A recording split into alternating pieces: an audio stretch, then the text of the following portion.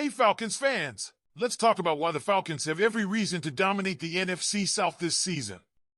Despite this being Raheem Morris' first year at the helm, there's no denying it. The Falcons simply have no excuse not to win what many are calling the weakest division in football. Before we dive into today's breaking news, be sure to hit the like button to stay up to date with all the latest Falcons content.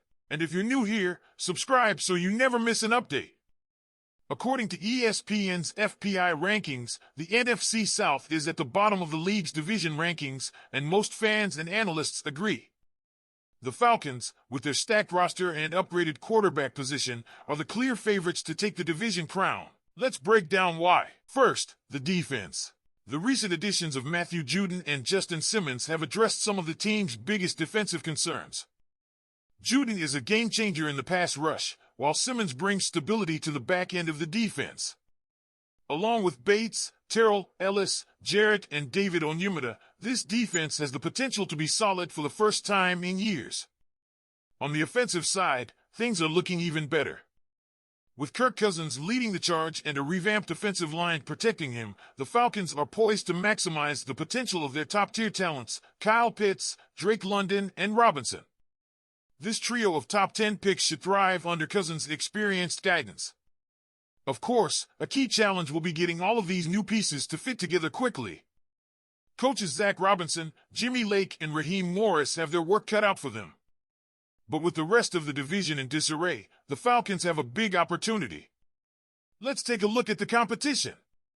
The Saints could have a tough season, possibly even landing a top 10 pick in the draft and looking for a new head coach. Derek Carr, while talented, faces a shaky offensive line, and Dennis Allen could be on the chopping block. The Panthers are the only team in the division that could show some improvement. With Dave Canales now at the helm and some key offensive additions, Carolina should be better, especially under Bryce Young. However, they likely won't pose a significant threat to the Falcons. And then there's the Buccaneers. Despite their recent successes, they return largely the same team that went 9-8 last year.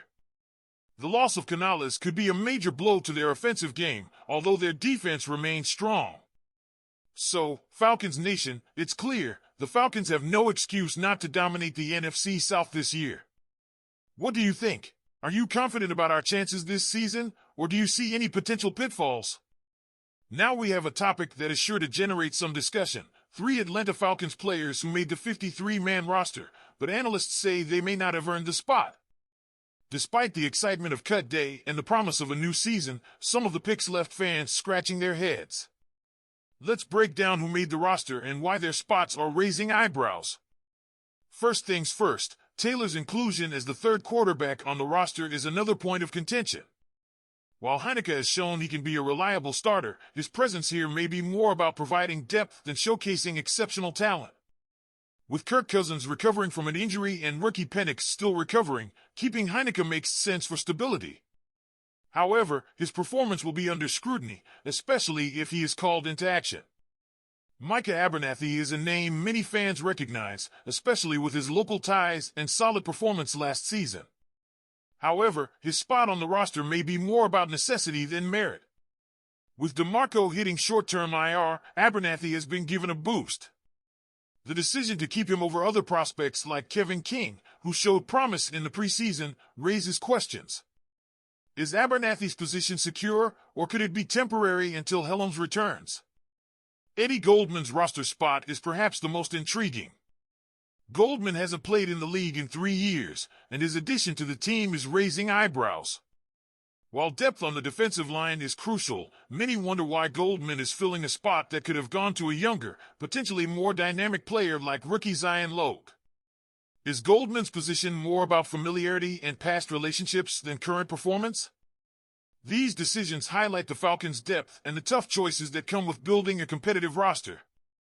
As the season unfolds, it will be interesting to see how these players perform and whether these roster spots prove to be strategic decisions or mistakes. So, what do you think, Falcons fans? Are these casting choices on target, or do you find them questionable? Leave your thoughts in the comments below. Now, let's talk about the Pittsburgh Steelers' big decision ahead of their Week 1 matchup against the Atlanta Falcons. The Steelers have named Russell Wilson their starting quarterback, and this is a significant development heading into our season opener. Despite the Falcons' efforts to avoid any quarterback controversy by bringing in Kirk Cousins and drafting Michael Penix Jr., the Steelers are embracing theirs. They had a tough competition between Wilson and Justin Fields. Although Fields was seen as the more dynamic player, the Steelers opted for Wilson to lead them into the new season. Wilson will now face the Falcons under the leadership of Arthur Smith. Smith is facing his old team and will face Wilson, a quarterback he might have signed had he stayed in Atlanta. The Steelers roster also features some familiar faces to Falcons fans, including receivers Van Jefferson and Scotty Miller, and running back Cordarrelle Patterson. Wilson has historically been very effective against the Falcons, boasting a 10-to-1 touchdown-to-interception ratio in their previous matchups.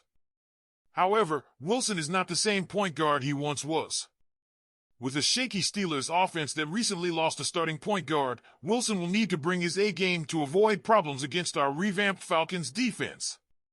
While Fields may have been the more explosive pick at this point in their careers, there is an upside. If Wilson is the Steelers' leader, it could be an opportunity for our defense to make an impact and start the season strong. So, Falcons Nation, what do you think about facing Russell Wilson in Week 1? Are you excited or worried about how our defense will fare against him? ESPN just released a list of the NFL's top 100 players for next season, and guess what? The Falcons are making a splash with 5 players making the cut. That's right, Atlanta stands out as the NFC South leader in player representation on this prestigious list. Leading the pack is quarterback Kirk Cousins, who is shaping up to lead our revamped offense. Right alongside him, we have a deep lineup featuring Jarrett, Bates, and the newest Falcon, Matthew Judon. These guys are ready to make a big impact this season. Robinson, our standout rookie running back, also made the list, showing just how high the expectations are for him. Here's the scoop: the Falcons had more players on the list than any other team in the NFC South. The Tampa Bay Buccaneers managed to get 3 players in, while the New Orleans Saints and Carolina Panthers had none. We're definitely making our mark. Some notable absences were wide receiver Drake London and safety Justin Simmons, which may raise a few eyebrows. However, the players who made the list are all recognized for their past accomplishments, with multiple Pro Bowl selections and All-Pro honors. As we prepare for Week 1 against the Pittsburgh Steelers on September 8th, these top-tier Falcons will be crucial. Their performance will be key as we look to dominate the NFC South and beyond. So, what do you think of these rankings? Are you excited to see these players in action? Leave your thoughts in the comments below. And remember, if you enjoyed this update, hit the like button and subscribe to stay up to date on all things Atlanta Falcons. Thanks for watching, and we'll see you next time. Go Falcons!